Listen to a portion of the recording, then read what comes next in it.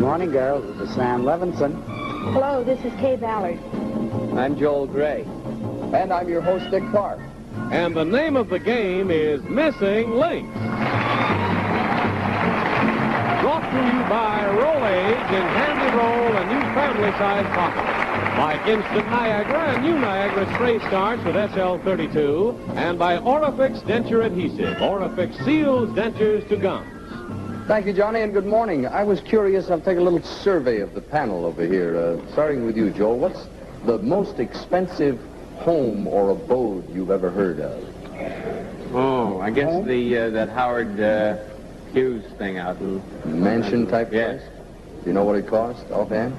No, I don't. Kay, what's the most expensive place you've ever heard that people live in? Live A in? private residence. Well, in Texas, there's quite a few.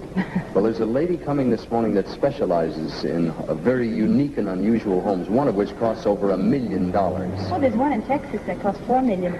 Well, this is one of the bargain basement type things. Oh, I know. Sam, you told a story about tourists yesterday. Have you run into anybody else? I've been collecting these as the tourists come in. Overheard on the streets of the city as people walk around and stare at all these new buildings going up and everybody hammering. One man said to his wife, "Let's go home and come back to New York when it's finished." It never will be. That's the problem.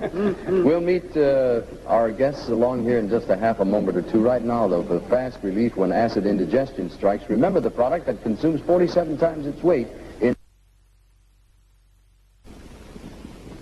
Time to play Missing Links panel, and time to meet our first guest of the morning. This is Mr. Alan H. Seed, Jr.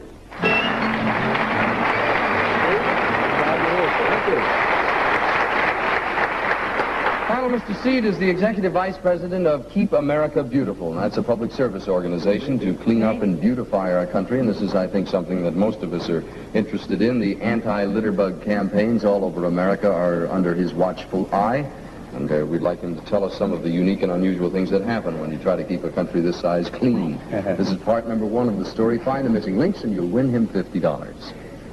School children are our best campaigners to keep America beautiful. They paint posters and write anti-litter slogans at school. This year in Dearborn, Michigan, 50 teenagers competed to see who could do the best job of decorating and painting blank blank. What is it the kids worked on, Sam? Blank blank. Painting and decorating City Hall. No, it may be in bad shape, but they didn't paint it. Kay? One of those giant waste baskets? You know, one of those... That's not specifically what we're looking for, but it's very close. Very close. Joel? Litter baskets? Not litter baskets. Again, very close. We're looking for a more specific thing here. This year in Dearborn, Michigan, 50 teenagers competed to see who could do the best job of decorating and painting blank blank. And it begins with a G and a C, Sam. Oh. Garbage can. Yes, sir. Garbage can. And there they are. That, my friends, is the best set of garbage cans you'll find anywhere. Nicely done, too. Did they come all over the city? No, they just did this 50. That's enough. I doubt if you find many that look that way. Incidentally, other people work at these two public service organizations. This is part of that story. People often leave public beaches cluttered with paper, cans, bottles, and so forth. So a 4-H club in New Mexico had a big project to make one of their lake beaches beautiful again. But a group of California Explorer Scouts went even farther on their beach. They had a campaign to clean up blank blank. You follow that case so far? They're out on the beach and they had a campaign? Seaweed or moss? Yeah. No, not seaweed. No? Mm-mm. Joel? Underwater? Yes, underwater. They were going to have a cleanup campaign. Good idea. Mr. Seed, I think as we mentioned, everybody's aware of the litterbug campaigns and so forth, but how much stuff do Americans throw around, and what's it cost to take care of the problem? Well, Dick, you may not believe it, but careless throwers or litterbug tossers, whatever you want to call them, deposit something like 300 million tons of litter on our highways and beaches and parks a year. Boy. And that's costing us taxpayers $500 million a year. Half a how much? $500 million a year. That's with a B for billion? That's a B for billion. That's too much. But it's something you'll certainly think about in the summertime, because most of us are out tooting along the highway and so forth. But the kids are the best, I'll tell you that. They always grab the old man when he throws the cigar wrapper out the window. Here, a litter bug. Try part number 3, if you will, panel. The National Litterbug Chairman of the Garden Clubs, Mrs. Lloyd Thomas, is a lady who is dedicated to our cause. She is often called upon to speak to civic groups, and she usually appears in a blank decorated with litter. She appears in a blank decorated with litter, Sam. Blank decorated with litter.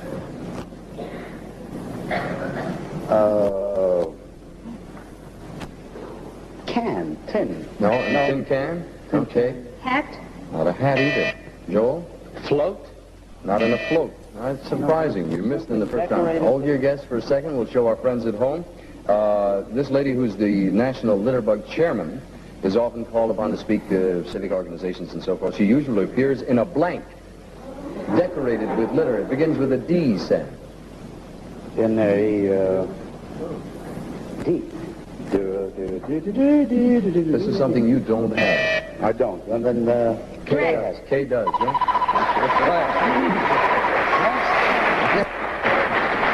That's what she looks like decked out. She's wearing a hat, kids. Yeah, she does wear a hat, but we were primarily seeking out that gown. That's very effective. Yeah. My question was, how do you keep it clean? What do you do when you send it to the cleaners? Do you clean the litter, too? Or something? It's sort of a conversation piece. Yeah. Litter.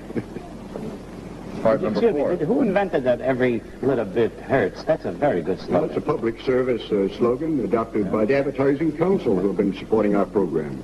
I took pictures, with them standing next to I these know. things, yeah. Sam Levenson does it. Yeah. It's a terrific It's good. It's going over very well, too. Very good slogan. This is right along those lines, as a matter of fact. This is a nationwide situation, and this is part number 4 of the story. Many different states have litter cartoon characters who represent their cleanup campaigns. In Alabama, it's a little girl named Heidi Tidy.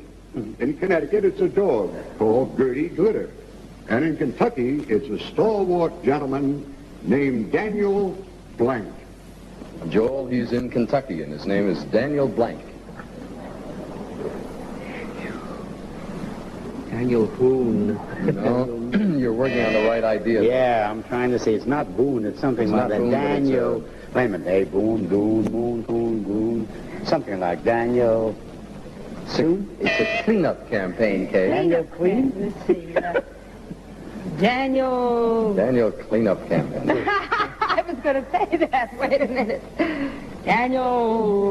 This is garbage. No, this is an integral part of cleaning up. Don't say anything. Listen now, we'll show our friends. There's Gertie Glitter, there's Heidi Tidy, and there's Daniel Blank. I know what it is. Joel, I think you're the only one who doesn't know. Begins with a B. Daniel Broom. Yes, sir. And there he is, by George. That's old Daniel. That's cute. No, it's a great idea. Incidentally, this is not our own national problem. This goes on all over the world, isn't it? Littering? Oh, it's a worldwide problem, Dick. As a matter of fact, even in England, they have a counterpart organization, and it's called Keep Britain Tidy. It sounds more like a British slogan. doesn't it? Civilized. Let's check the grand total here and see. $125. Mr. Seed, you have our very best wishes. I have down here somewhere, in amongst my pictures and paraphernalia, Missing Links game. We hope you'll enjoy it with the family. Thank you ever so much. Thank you. Nice to have you with us.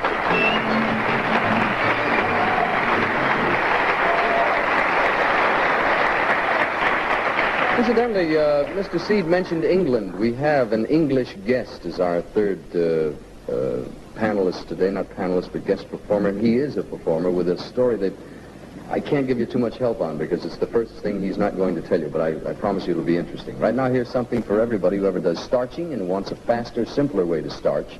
Watch. Yes, sir, thanks to Orifix denture adhesive, what natural teeth can do, dentures can do too. Why not see for yourself what this type of holding power can mean to you? A panel, I mentioned earlier, expensive and unusual homes. Let's greet our second guest of the morning, Mrs. Hazel McCadden.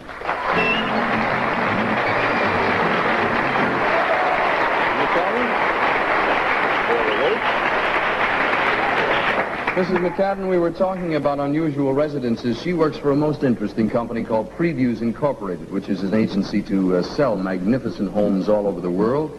And her Missing Link story concerns mansions and castles and some pretty strange places that you might want to buy. I don't know whether this is a likely prospect or not, Ms. McAdam. Let's try part number 1 of the story. One of the houses we are offering currently was a small hideaway home of President Roosevelt at Hyde Park. This is the house where he served blank blank to the King and Queen of England. You remember, don't you, Sam? I think he served frankfurters. That's right, hot dog. Yeah, hot dog. Vernacular. Quite a bit of comment on that, if you can. This incidentally, is the house. That little patch of lawn was where the picnic was held. Mrs. McAdam, wasn't there a good deal of controversy over this, the serving of hot dogs to the King and Queen? Well, a lot of people, including the President's mother, thought it was most undignified to serve hot dogs to the King and the Queen. They themselves, I understand, enjoyed it highly, and the thing was repeated when the Roosevelts had other crowned heads at the house. It was a private house, and it had perhaps more rulers of nations as guests than any other house in the United States. Of course, we don't include the White House or Blair House. Excuse me, is that for sale? Yes, it's for sale now. When can we see it? How much? How much? Yes, I'm curious. How much? How much? It's $65,000. That's Very not good. That's bad. not bad. Now, With this 10 one acres. is a little... With hot dogs. With hot Oh, dog. well, mustard maybe. Try this part number 2, if you will, panel. We have one country home that was built by a business executive who loves sports.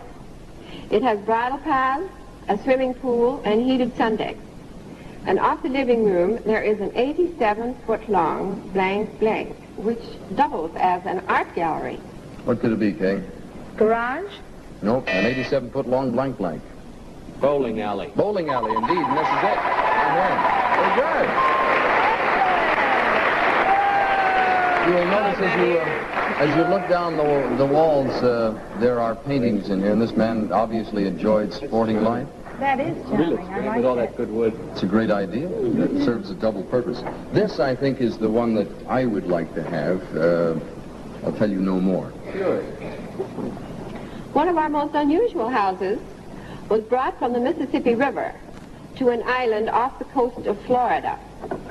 It has been fixed up as a 13-room residence, but originally it was a blank blank. What was it originally, Sam? Fixed up as a 30 originally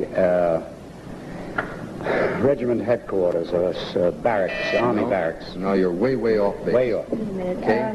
It was an originally it was a Brought from the castle? Mississippi River, no? Oh, from the Mississippi River. I didn't hear that. A plantation.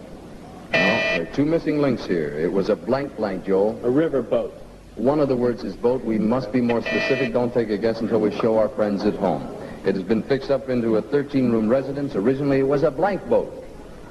And Sam, you can pretty much get it. I think it begins with an F. Oh. With an F. Gee, I had showboat in mind. F-boat. Not many of these around anymore. Not Okay. many of these around anymore. It begins with the letter F. Yeah, it's a vanishing vehicle. Vanishing. What was those musical? The most famous one in the world is right here in New York. Joel? Ferry boat. Right.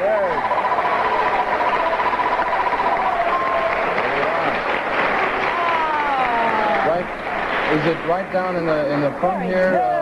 There's the Gulf of some Now, sort. that I like. Gulf of Mexico. Gulf of Off the Mexico beach. is right off your starboard bow there. I like that a lot. That's for sale, dear? Yes, it is. Mrs. How much? McFadden, the price? It's $550,000 $500,000 you can have. with 10 acres of very valuable land on Sanibel Island. Okay? Try part number 4, panel. This is the furthest out you can go. Yes. Probably the most elegant and beautiful mansion we have for sale is York Castle, which is located in Tangier, Morocco. In the 17th century, it was owned by Charles II of England. After a Moorish invasion, the castle fell into disrepair and was used by a neighboring sultan to house his Blank. bank. There's one blank there, Sam. Wives. No, not his wife. Okay? His and wives is out, like No, harem is out. You Let me mean give you a the little same hint word? in the interest of time because it is short. He used it for a garage. Horses? No, not his horse. Come on. Camel. Camel. Not his camel. Not his Second camel. round, you struck out completely. And you knew he would. Yes. After the Moorish invasion, the castle fell into disrepair and was used by a neighboring sultan to house his blank. And we're up to you, Sam. It begins with an E. Elephant. Elephant, right. Very good. Imagine using that beautiful castle for a garage for elephants? So be it. Price of that, Mrs. McCadden? That one is well over $1 million. Over $1 million. Furnished with extremely Furnished with elephants. If you are interested in any of our houses this morning, contact Previews Incorporated. If you've got the million, is there a mortgage available? Well, I don't know about mortgages. I'm sure we could arrange one with somebody if you were interested to the extent of $1 million. Okay, fair enough. Your grand total this morning, I'm afraid, is $150. That's kind of a strange thing. You're talking about $1 million house. We do okay. We're about 20 minutes. Contact the Beatles. 20 minutes on the lease. Ms. McCadden, our Missing Links game and our Well, thank sincere you. thanks.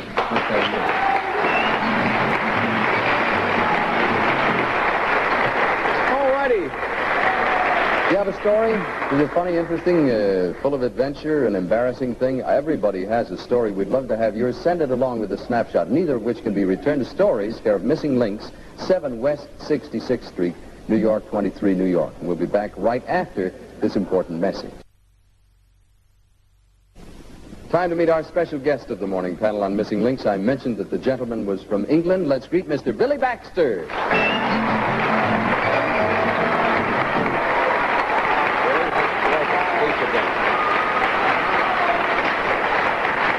Billy, we're very, very happy to have you here.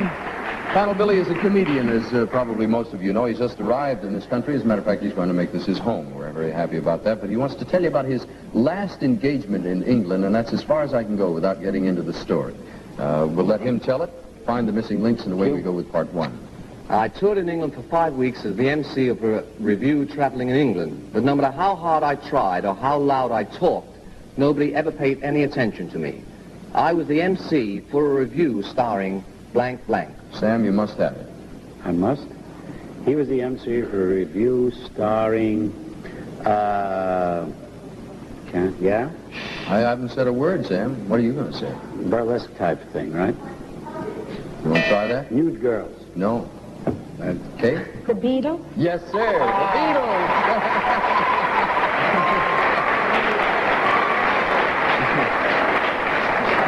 Billy, there are 10 million trillion kids. Do they come up and say, may I shake your hand? They steal things from you because you've touched them, you know, ties, and they pull your hair, and it's fantastic. Makes you feel loved. It's nice. There are so many questions that I want to ask. We'll deal with the story, and then we'll get some of the sideline questions, because I know if the kids were here, they would ask you 10,000 questions. This is part two. Wherever we went, we were mobbed, and the crowds were so big that the only way the Beatles could get into the theater was to wear a disguise.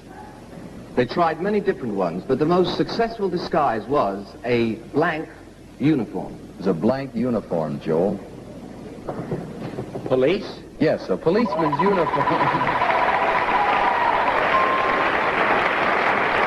The only question that arises there, Billy, is what they do with their long tresses. They were just scruffy policemen, that's all. With a Bobby's helmet on and the hair coming out of the back. Rollers. This is part number 3. The Beatles also had trouble traveling from town to town because they were so easily recognized. After a while, their managers arranged for them to travel in a blank blank. Sam, if you were a manager, what would you put the Beatles in to travel, that is? I'd put him in a funeral hearse. No, not in a hearse. Okay? An ambulance wagon. No. It's larger than that, Joel. Larger. Vegetable truck. No, not a vegetable truck. Panel, in the second round, our friends at home can see the answer. You listen carefully. They tried all sorts of things. These people had to move from town to town. After a while, their managers arranged for them to travel in a blank blank. It begins with an M and a V, Sam. And a moving van. A moving van, yes.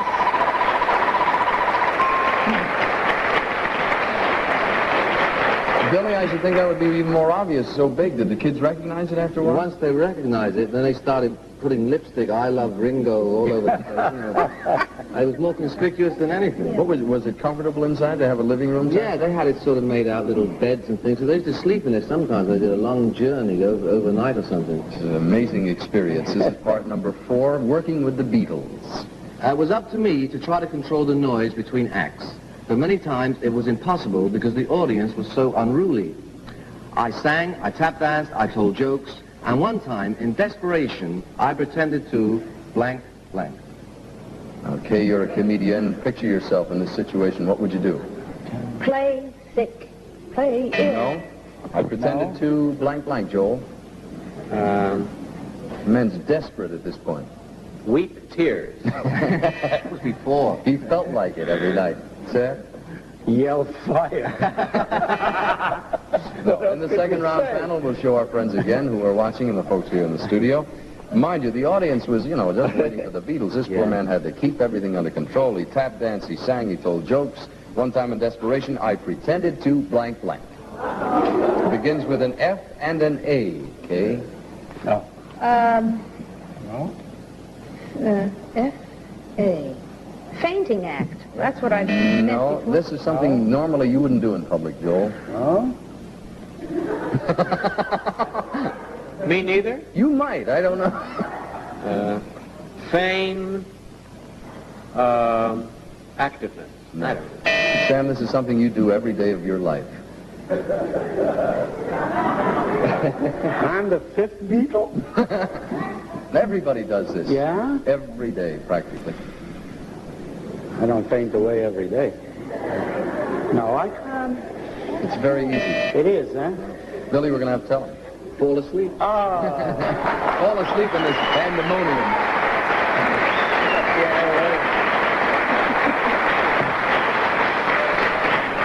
Is this your first visit to our country? Yes, first working visit. I had toured before. I've traveled through America on the way to Australia. I worked down there in television and nightclubs, and I stopped off always because I have relatives here, so I used to stop off and say hello. Billy, we have, I know, a shortness of time now. Let me deal with the business at hand, and we'll see how much time we have left, okay? Half a moment now. We'll be back right after this important message.